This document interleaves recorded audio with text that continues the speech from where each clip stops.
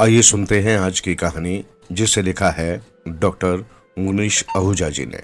कहानी का नाम है कमरे में कैद राक्षस। एक बार की बात है, एक गांव में दो भाई रहते थे। उनके पिता ने कुछ दिन पहले ही एक नया घर खरीदा था, परंतु उसके कुछ समय बाद उनकी मृत्यु हो जाती है। उनकी मृत्यु से पहले चमन और बबलू अपनी पत्नियों के साथ इस घर में रहते थे, परंतु उसके बाद बबलू अपने भाई से कहता है कि भैया, अब तो पिताजी भी नहीं रहे, तो अब हम साथ में रहकर भला क्या करेंगे? क्यों ना जो नया घर पिताजी ने खरीदा था, मैं उस घर में अपनी पत्नी के साथ रहने लग जाऊं। तब चमन कहता है कि भाई, बेशक से तुम ये दोनों घर खुद रख लो, परंतु तुम्हें इस तरह से अलग रहने की क्या जरूरत है? हम सब साथ मिलकर भी तो रह सकते हैं। अगर हम मिलजुल कर रहेंगे तो ऐसा हम ज्यादा खुश रहेंगे। परंतु बबलू अपने भाई की इस बात से बिल्कुल भी सहमत नहीं होता और वो अलग रहने की जिद करने लगता है।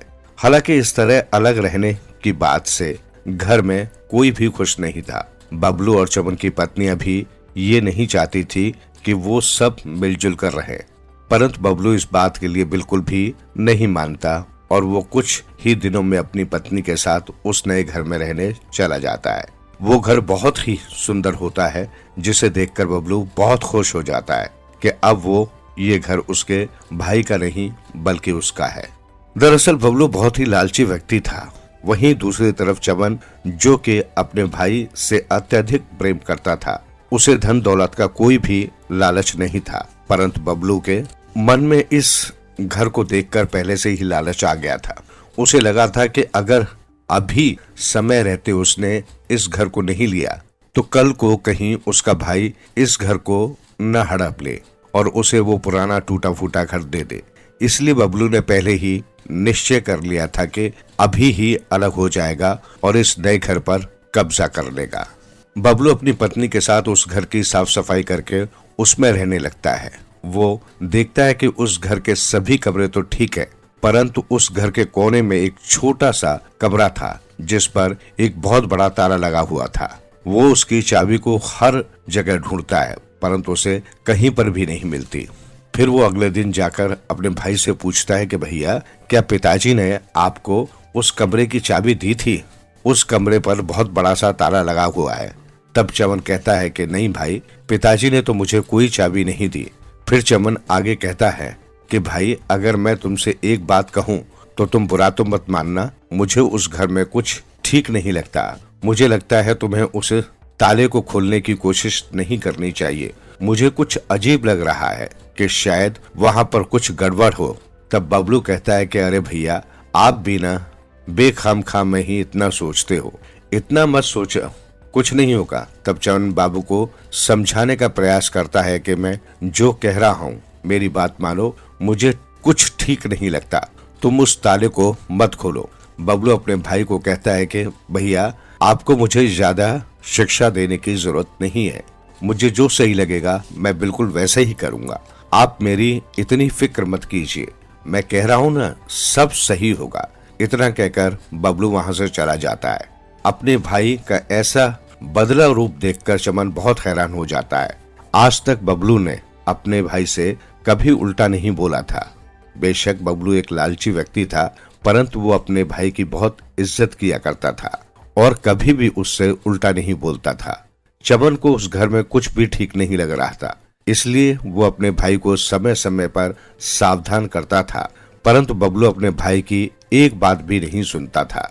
फिर एक दिन बबलू उस कमरे के दरवाजे का ताला तोड़ने की बहुत कोशिश करता है, परंतु वो नहीं टूटता। फिर काफी प्रयास करने के बाद वो उस ताले को तोड़ने में कामयाब हो जाता है। उसके बाद जब वो उस दरवाजे को खोलकर उसके अंदर जाता है तो वहां पर बहुत ज्यादा धूल मिट्टी होती है और उस कमरे में बहुत सारा पुराना सामान भी होता है। फिर वो वहां उस कमरे की साफ सफाई करने लगता है और उस कमरे के सामान को भी देख रहा होता है। आखिर इन सब बक्सों में क्या है?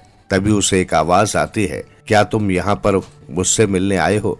तब बबलू अपनी नजर चारों तरफ घुमाता है, परंतु उस कमरे में उसके अलावा कोई भी नहीं होता। फिर वो देखता है कि एक दीवार पर एक बहुत बड़ा सा चित्र लगा हुआ है, जिसमें एक राक्षस का चित्र बना था। जब वो उस चित्र को निहार रहा होता है तब वो राक्षस फिर से बोलता है। उस चित्र को ऐसे हिलते हुए देखकर बबलू बहुत डर जाता है। तब वो राक्षस कहता है कि अरे चिंता मत करो, मैं तुम्हें कोई नुकसान नहीं पहुंचाऊंगा, मैं तो यहाँ पर तुम्हारी मदद करने आया हूँ। तब बबलू कहता है कि मेरी मदद करने? आप मेरी मदद कैसे कर सकते हैं? तब वो राक्षस कहता है कि तुम मुझसे 3 इच्छाएं मांग सकते हो, मैं तुम्हारी सभी इच्छाएं पूरी कर दूंगा। तब बबलू कहता है कि क्या आप सच में मेरी सभी इच्छा पूरी कर सकते हैं? तब वो राक्षस कहता है कि हाँ, तुम मुझसे कुछ भी मांग कर देखो, मैं तुम्हारी कोई भी इच्छा पूरी कर सकता हूँ, परंतु मेरी 3 इच्छा पूरी करने के बाद तुम्हें मेरी यहाँ से निकलने में सहायता करनी होगी। तब बबलू कहता है कि भला आप यहाँ से कैसे निकल सकते हैं? तब राक्षस कहता है कि अरे तुम चिंता मत करो, तुम बस मेरा एक छोटा सा काम कर देना।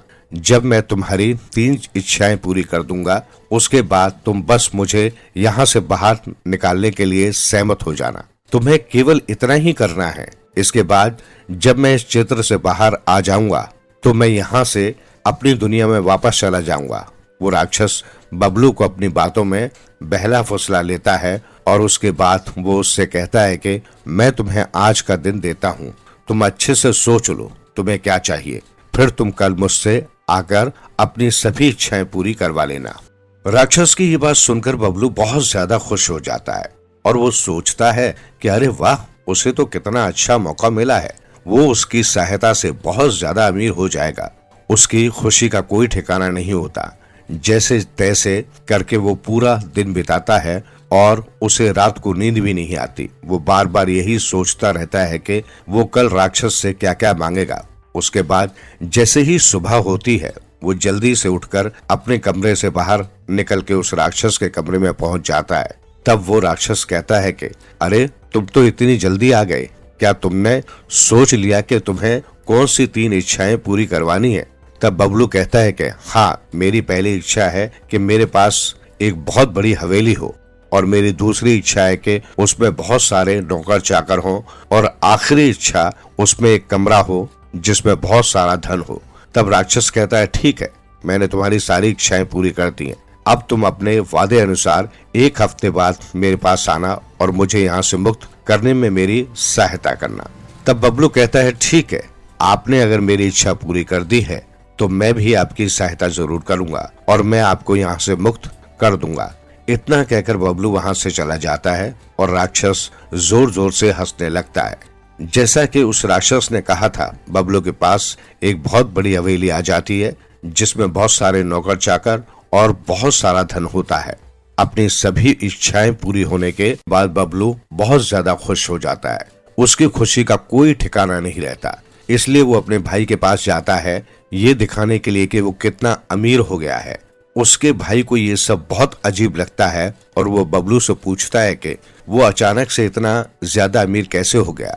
तब बबलू कहता है, ये सब तो भगवान की मेहरबानी है, मैंने खूब मेहनत की जिसकी वजह से मुझे उसका इतना अच्छा फल मिला। तब चमन कहता है कि मुझे तो दाल में कुछ काला लगता है, तुम मुझे सच क्यों नहीं बताते कि ये सब तुमने कैसे किया? क्या तुमने किसी के यहाँ लूटपाट की? तब बबलू को गुस्सा आ जाता है और अपने भाई से कहता है कि आप मेरी सफलता से चिढ़ते हैं, इसलिए आप ऐसा कह रहे हैं। आपको अंदर से बहुत ज्यादा ईर्ष्या हो रही है कि मैं इतना ज्यादा अमीर कैसे हो गया, और आप अभी भी वैसे गरीब के गरीब हैं। तब चमन कहता है कि नहीं भाई, तुम गलत समझ रहे हो, ऐसा कुछ भी नहीं, मैं तुमसे चिढ़ता नहीं हूँ, परंतु मुझे तुम्हारी बहुत ज्यादा फिक्र हो रही है। मुझे ये बात बहुत ज्यादा अजीब लग रही है। मैं नहीं चाहता कि तुम कल को किसी भी मुसीबत में फंसो। तब बबलू कहता है कि मुझसे झूठा दिखावा करने की जरूरत नहीं है।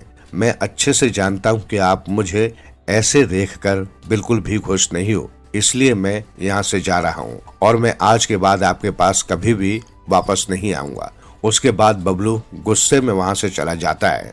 चमन उसको समझाने का बहुत प्रयास करता है, परंतु वो कभी अपने भाई की एक बात भी नहीं सुनता और बस अपने नई दौलत पाकर बहुत ज्यादा खुश होता है। इस तरह करते करते 1 हफ्ता बीत जाता है और अपने वादे अनुसार बबलू उस राक्षस के कमरे में जाता है। तब वो राक्षस से कहता है कि मैं आ गया हूँ, अब बताइए मैं आपकी सहायता किस प्रकार कर सकता हूँ।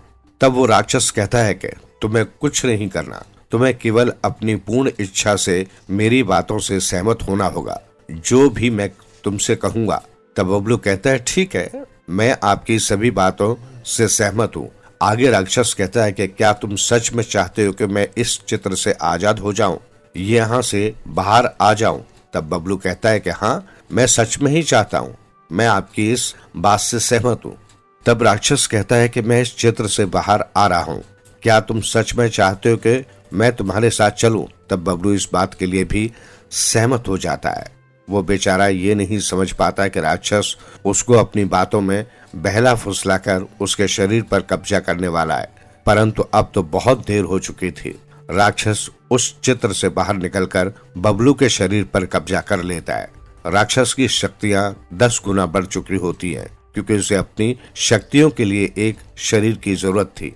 दरअसल बहुत समय पहले ये राक्षस सभी को बहुत परेशान करता था, परंतु इस राक्षस को कोई भी मार नहीं सकता था। तब एक बहुत ही उत्तम जादूगर था, जिसने अपनी शक्तियों की सहायता से इस जादूगर को इस चित्र में कैद कर दिया था। और जादूगर ने राक्षस के शरीर को तो नष्ट कर दिया था, परंतु वो उसकी आत्मा को नष्ट नहीं कर पाया था, इसलिए उसने उस चित्र में कैद किया था। फिर उसने इस चित्र को इस कमरे में बंद कर दिया था और इसलिए ये दरवाजा खोलना वर्जित था।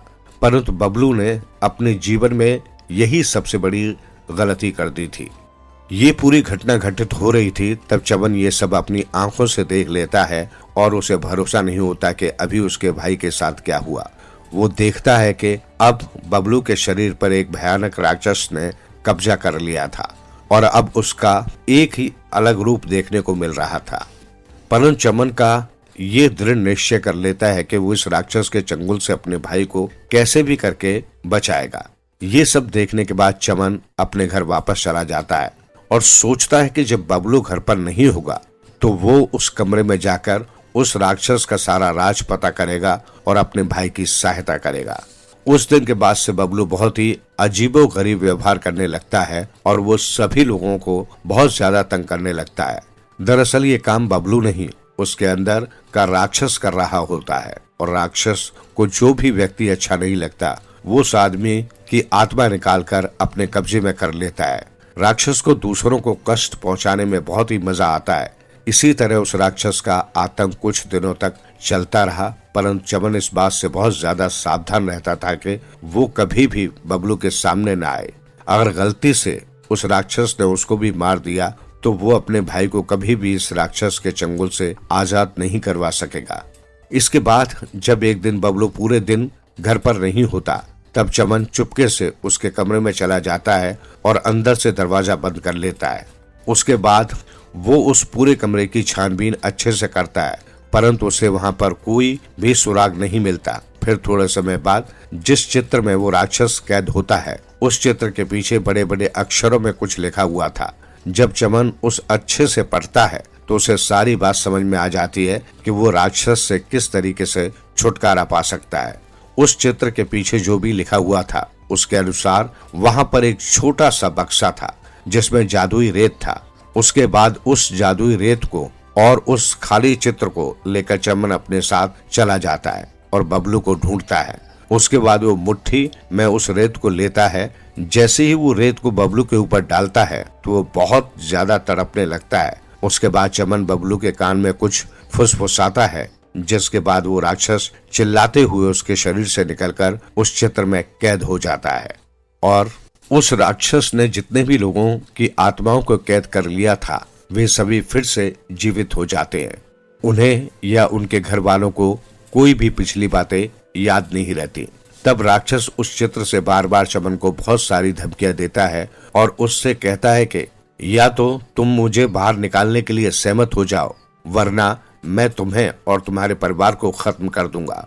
परंतु चमन अच्छे से जानता था कि अब राक्षस इस चित्र में कैद हो चुका है और अब उसकी शक्तियां बिल्कुल भी काम नहीं आएंगी। उसकी शक्तियां तभी काम कर सकती हैं जब उस राक्षस को कोई शरीर मिलेगा। इसलिए चमन उस राक्षस की एक बात नहीं सुनता। वो पहले सोचता था कि वो राक्षस को इस कमरे में बंद कर दे, परंतु उसे डर होता है कि कहीं दोबारा ये राक्षस वापस बाहर न आ जाए, तो वो निश्चय कर लेता है कि वो इस चित्र को जला देगा। उसके बाद चमन उस चित्र को जलाकर राख कर देता है। उसके कुछ समय बाद बबलू होश में आ जाता है और चमन उससे सारी बात बता देता है, परंतु बबलू उसकी एक बात पर भी भरोसा नहीं करता। वो कहता है कि आप झूठ बोल रहे हो, वो राक्षस ऐसा नहीं कर सकता। दरअसल बबलू को कुछ भी याद नहीं था कि उसके साथ क्या हुआ था। तब वो कहता है कि अगर वो राक्षस बुरा होता तो वो मुझे इतनी सुंदर हवेली और इतना सारा धन क्यों देता। तब चमन कहता है कि दरअसल उस राक्षस ने तुम्हें कभी हवेली और धन दिया ही नहीं था, वो सब उसका केवल जादू था जिसकी वजह से तुम्हें ऐसा दिख रहा था। वो राक्षस उस क्षेत्र में रहकर इतना शक्तिशाली था ही नहीं कि वो तुम्हारी कोई भी इच्छा पूरी कर सके। उसे केवल एक शरीर की जरूरत थी, इसलिए उसने तुम्हें बहकावे में रखा और तुम्हें ऐसा दिखाया कि उसने तुम्हारी सारी इच्छाएं पूरी कर दी ताकि तुम उस चित्र से बाहर आजाद हो सको। जब बबलू अपने भाई की सब बातें सुनता है तो उसे अपने भाई की इस बात पर बिल्कुल भी यकीन नहीं होता। फिर वो जल्दी से भागकर अपने घर के पास जाकर देखता है तो वो देखता है कि वहाँ पर न तो कोई हवेली है और न ही कमरे में कोई धन, वो सब केवल एक भ्रम था। जब वो अपनी पत्नी से पूछता है कि हमारी हवेली कहाँ गई, तब उसकी पत्नी कहती है कि अजी, आप पिछले कुछ दिनों से ये कैसी बातें कर रहे हो। कभी आप हवेली कहते हो, कभी आप मुझे धन लाने को कहते हो। आखिर वो कौन सा कमरा है जिसमें आपने इतना सब धन छुपा रखा है। अभी कुछ दिन पहले तो आप मुझे नौकर समझ रहे थे, आपको क्या हो गया है? आपकी दिमागी हालत तो ठीक है ना। जब वो अपनी पत्नी से ये सब सुनता है तो उसे समझ में आ जाता है कि ये सब केवल एक भ्रम था और जो भी उसके भाई ने उसे बताया था वो बिल्कुल सच था। फिर बबलू अपने भाई के पास जाता है और उससे माफी मांगने लगता है। तब चमन कहता है कि भाई, मैं कभी भी तुमसे ईर्ष्या नहीं करता, मैं तुमसे बहुत प्रेम करता हूँ और मैं समझ गया था कि कुछ तो गड़बड़ है, इसलिए तुम ऐसी हरकतें कर रहे हो। इसलिए मैंने तुम्हें पहले सच नहीं बताया था और मैं देख रहा था कि तुम क्या करते हो। वो तो अच्छा हुआ कि उस दिन मैंने तुम्हारी और राक्षस की सारी बातें सुन ली, जिससे मैं तुम्हें बचाने में सफल हो सका। तब बबलू अपने भाई से दोबारा अपने किए की क्षमा मांगता है और उसका शुक्रिया अदा करता है कि उसके भाई ने उसकी जान बचा ली। उस दिन के बाद से दोनों भाई मिलजुल कर एक ही घर में रहने लगे थे। इस कहानी से हमें यही शिक्षा मिलती है कि हमें कभी भी अगर कोई काम गलत लगता है तो हमें उस काम को नहीं करना चाहिए और जानबूझकर अपने पैरों पर कुल्हाड़ी नहीं मारनी चाहिए। इस कहानी को सुनने के लिए आपका बहुत बहुत धन्यवाद। कृपया नीचे कमेंट बॉक्स में अपने विचार साझा करें और बताएं कि आपको ये कहानी कैसी लगी। आपके सुझाव से हम और बेहतरीन कहानियां प्रस्तुत करने का प्रयास करेंगे। आप हमारे चैनल पर कौन कौन सी कहानियां देखना चाहते हैं, कृपया हमें आपके टॉपिक सुझाएं और हम उन पर कहानियां तैयार करेंगे। रहिए सदैव स्पिरिचुअल टीवी के साथ और हमेशा खुश रहिए।